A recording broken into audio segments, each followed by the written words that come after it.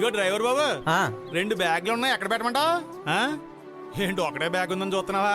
ఈ వెనకాల వస్తున్నాయి బ్యాగులు. ఇదిగో వసంత, తొందరగా రా. అదిగో వస్తున్నాయి. ఎక్కడ పెట్టాలి చెప్పు. డిక్కీలోనా? అవునండి. ఓపెన్ చెయ్యి. ఇటువంటి పట్టుకో ఇది. అదిగో 2 వస్తున్నాయి ఇంకా. అయ్యో అవి తీసుకో.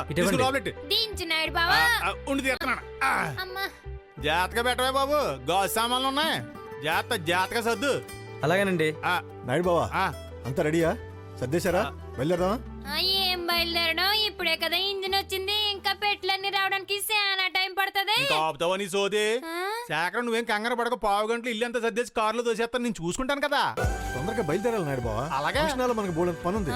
అవును, అమ్మేం చేస్తుంది? అమ్మ లోపల ఉంది.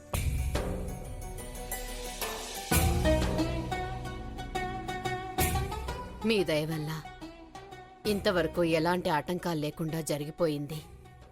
ఇక ఈ నిశ్చితార్థం కూడా జరిపించి మన బిడ్డ పెళ్లికి ఎలాంటి ఇబ్బంది లేకుండా చూడండి. అమ్మా అమ్మా. ఏంటి శేఖర్? అమ్మా, అపర్ణ రెడీ అయిపోయిందా? రెడీ అవుతోంది బాబు. వెళ్ళి చూడమ్మా. అవతల బామ్మగారు కూడా బయలుదేరారంట. ఆలస్యం అయితే ముహూర్తానికి అందుకోలేము. అలాగే, ఇప్పుడే వెళ్ళి తీసుకొస్తాను. ఓకే అమ్మా. అలాగే సుకన్యను కూడా తొందరగా కిందకి రమ్మని చెప్పు. అలాగే బాబు. ఆగమంటుంటే చూడు, అమ్మ చాటుని దాక్కోవడం కాదే, నా చేతికి చిక్కు. అప్పుడు చెప్తాను. ఆల్రెడీ నీ చేతుల్లో బావ చిక్కాడు కదా, ఇంక నన్నేం చేసుకుంటావు? చూడు మాది. మిమ్మల్ని ఇలా చూస్తుంటే ఒకవైపు ఆనందంగా ఉన్నా మరోవైపు భయంగా ఉందమ్మా. అమ్మా సుకన్య, నేను శేఖర్ పిలుస్తున్నాడమ్మా. అలాగే అత్తయ్య గారు. మనం వినకూడదని కాబోలు పంపించేస్తుంది. నోరు మూసుకునిరా.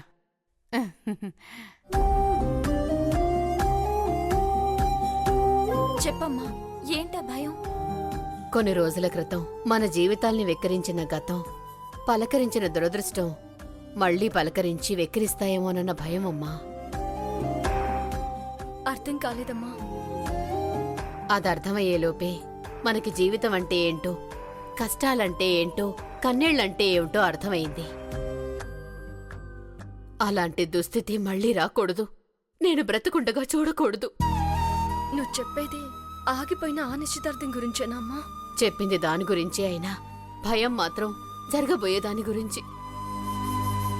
అంటే ఈ నిశ్చితార్థం కూడా ఆగిపోతుందని భయపడుతున్నావా? కాదమ్మా, ఆగకూడదని కోరుకుంటున్నాను.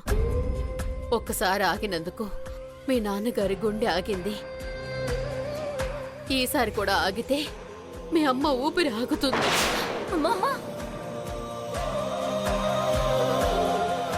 అవునమ్మా, ఈ పెళ్లి కూడా ఆగిపోతే నలుగురు నానా రకాలుగా అనుకుంటారు.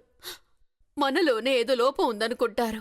మన కుటుంబాన్ని గురించి, నా పిల్లల గురించి తప్పుగా అనుకుంటారు. అదే జరిగితే నేను బ్రతికున్నా చచ్చిందాంతో సమానమే. అమ్మా, అలా ఎప్పటికీ జరగదమ్మా.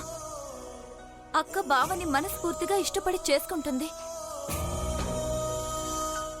బావ కూడా అక్కని ప్రేమించి చేసుకుంటున్నాడు. కాబట్టి ఈ పెళ్లి ఖచ్చితంగా జరుగుతుందమ్మా. అక్క, ఈ పెళ్లి ఆగదని నువ్వు కూడా చెప్పు. చెప్పక్కా. నన్ను క్షమించమ్మా. ఎవరికో న్యాయం చేయబోయి నీ నమ్మకానికి అన్యాయం చేస్తున్నాను. నన్ను క్షమించు.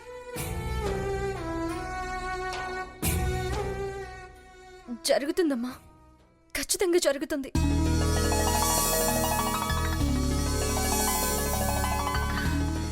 ఈ మాట నాకు కొండంత ధైర్యం ఇచ్చిందమ్మా. ఈ పెళ్లి జరిగిపోయినట్టే అనిపిస్తోంది. మీరు తయారైనట్టేగా?